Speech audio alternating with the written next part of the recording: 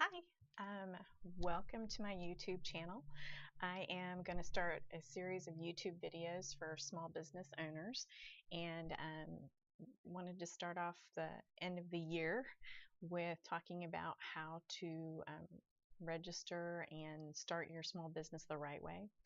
I want to go over today what the difference is in the entities, the business entities, because that's always a confusing part of the process. And hopefully I can shed some light on that for you and get you started the right way so you can avoid some costly mistakes as far as legal, liability, and taxation, because that's always helpful. Let me go ahead and start by telling you a little bit about myself. Let's see if I can get this whole slideshow started. Okay. All right. I own a business called AR Solutions, and I have owned this particular business for the past 5 years, but I've been a small business owner for over 30 years. In the last 5 years, I've spent time helping other small businesses manage their systems and their finances and their human resources. And so mainly I have been focusing on crisis management, which means that a small business will contact me usually when they're in crisis because they're either having problems with the IRS, or they're having problems with the state, or they're having problems with their cash flow management, and they have no idea whether they're making money. And so I help set up the systems in-house so that they can see where their money is going, how to best spend their money, and then also to deal with the problems with the IRS and the problems with the state so that it's not as costly. However, in that process, I've realized that I could probably spend some time helping small business owners be educated on how to avoid these particular problems and pitfalls. So I am branching out into a different area in my business, and I still handle crisis management, but I want to work on helping small businesses avoid these mistakes. So I want to help them. I want to give them practical help so that it's not so confusing. I know that once you run into a problem, the first thing everybody does is they Google the problem, and you're inundated with a whole bunch of information. And sometimes that's information that isn't helpful and that you don't need. Whatever pops up first. And sometimes it's information from people who are just trying to get you to pay them some money to help you with your problem, and it doesn't help.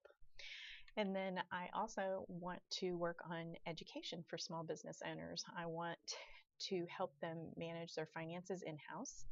And especially in this day and age, you can do your bookkeeping and your cash flow management in-house so much easier than you used to be able to do. So many software programs out there are online.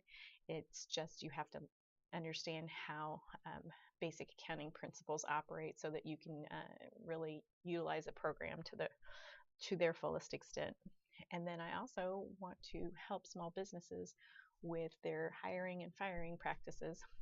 Every small business should aspire to hire employees because that's how they duplicate themselves and make more revenue and grow. And hopefully that's on everybody's radar. It's much better to deal with those issues long before you actually hire and fire your first person so that you can avoid costly mistakes. And hiring and firing actually costs businesses thousands and thousands of dollars every year if they don't do it the right way. Okay. I also want to help businesses create customized solutions. Every business is different, and every business has different needs. And so there is no template for what you should do in your business. So while I'll make general recommendations, every business should run most efficiently by seeking out customized solutions in the areas of finance systems and human resources. And then also how they operate with the IRS and state compliance will also help keep them from losing money in the future, in the long run. And then they won't need my crisis management services. Okay, let's go ahead and dive right in. We're going to talk about how to set up your business. And before we can talk about the different types of business entities, we have to talk about business risk. And the entities that you set up will mitigate or lower your risk in two areas. The first area is the legal area, and that's the court system.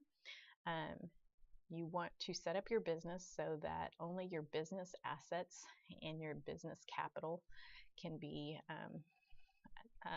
affected, not your personal assets and your personal capital. So that'll be one of the areas that we talk about. And the second area is the area that no business owner ever really wants to talk about, but it absolutely has to be addressed, especially when you're starting your business. And that is in the area of tax, which is the government, how the government sees you. And this picture of the government. However, it truly is Uncle Sam, and so it's not the Emperor of the Star Wars trilogy. So, Uncle Sam has this expectation, and it doesn't matter whether you like this expectation.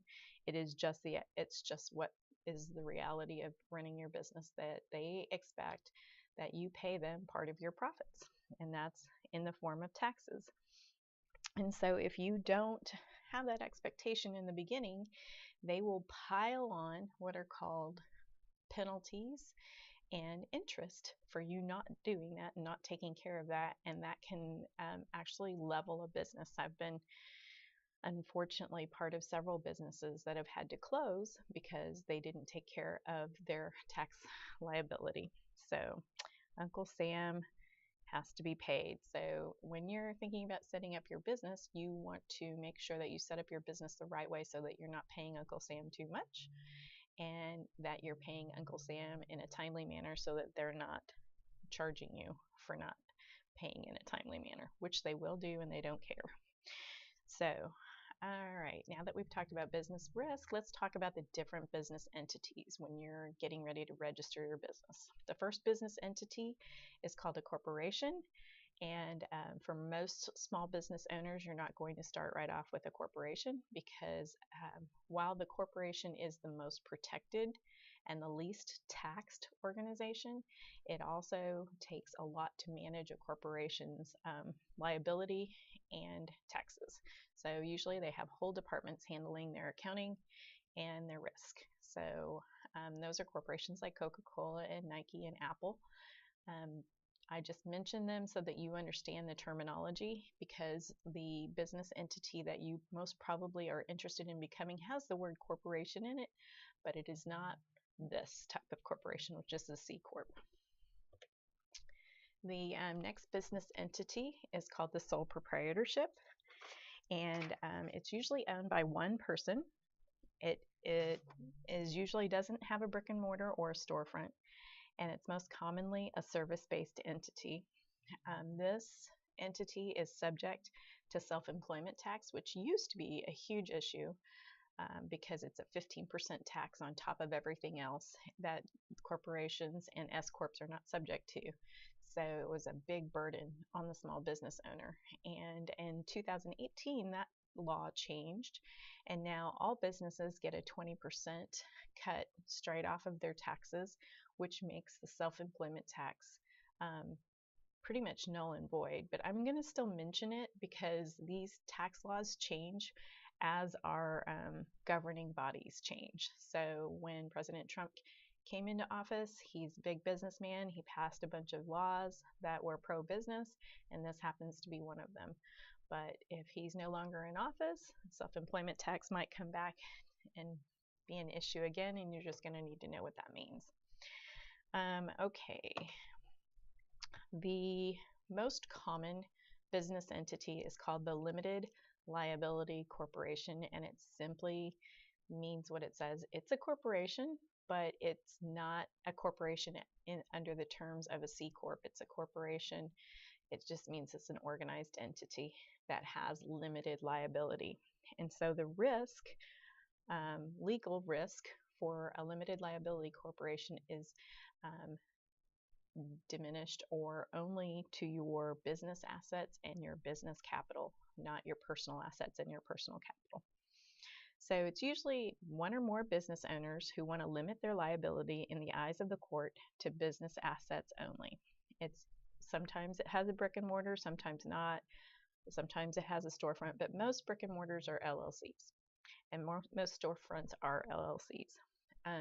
Usually has a product associated with it, and with that product there comes liability, which is why you want to set it up as a limited liability corporation, because if anything goes wrong with that product and it causes damages that can be sued against, you only want your business to lose, not yourself, personal. Let's see. It protects your personal assets. You usually register this organization with the Secretary of State, and it is taxed in a process called pass-through or flow-through taxation. And all pass-through and flow-through taxation simply means is that at the end of the year, your profitability is calculated, and your profit, your net profit after expenses, is passed on to your personal taxes. So that total number of profit is what you're taxed on. And then that this year will be minus the 20% across the board, which is a great deal. If you notice here, I put 3 pictures of 3 different types of limited liability corporations, just so you know. First one is a mom and pop shop. They want to limit their liability because they sell product that could cause personal damage to somebody. So they're limiting their liability by setting up their organization as an LLC. The second one, he doesn't have a storefront. He works out of his truck, but he provides services that also can cause damages. And so he's mitigating his damages by creating an organization called a limited liability corporation. And then the third one is a coffee shop. Same thing. If you have anything that's like that type of a business where you have product that could cause damage, you want to set up your organization as an LLC. Most service industries that don't have a product, like consulting, will set up their organization as a sole proprietorship. But if you are a service industry like a dentistry, you have liability. So you'll set your service up as an LLC. Okay. There are different types of limited liability corporations. The first type is called a single owner limited liability corporation, and they are taxed just like they are a sole proprietor. So they are subject to self-employment tax, which again is not an issue this year because of the 20% tax cut across the board.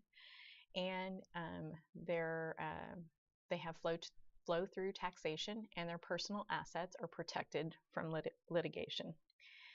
The only benefit in being a single owner LLC versus a sole proprietorship is that you do have your personal assets protected from litigation. So that's why you set up an LLC instead of a sole proprietorship. But according to the IRS, you're taxed just like a sole proprietorship. Okay, the second type of limited liability corporation is one that's called a multiple owner limited liability corporation, and it's still an LLC, but all of the members, and there are 2 or more members, are actively engaged in the operation of the business. And the power is dispersed according to the operating agreement or the articles of incorporation, or both. And both of those forms are filed with the Secretary of State, and they outline job descriptions and who has power, the veto power and the voting power, and also dispensation of capital or distribution, and how it's distributed and how much is distributed to each member. So that is a multiple owner limited liability corporation. This is still subject to the self-employment tax, which I mentioned, and I want to continue to mention since it's just such a new law, is becoming a moot point. But it is a 15% tax. So, and then they have flow-through taxation, which means that at the end of the year, the net profitability is passed on to all members in a percentage as outlined in your operating agreement and your articles of incorporation. Okay, the next limited liability corporation is called a partnership, or an LLP. And these members are not actively engaged in the operation of the business. there usually is one centralized or maybe two people who are centralized power of operations for the business. They make the decisions for the business. And then the rest of the people are just members who either contribute capital, money, or they contribute assets.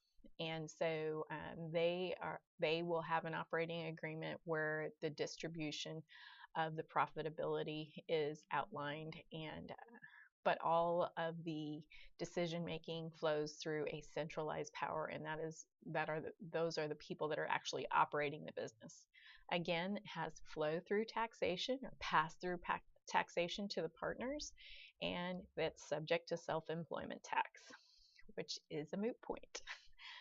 So, and I'll let you know why I keep mentioning this at the end, because a lot of tax providers have recommended this next option, which is called an SCorp.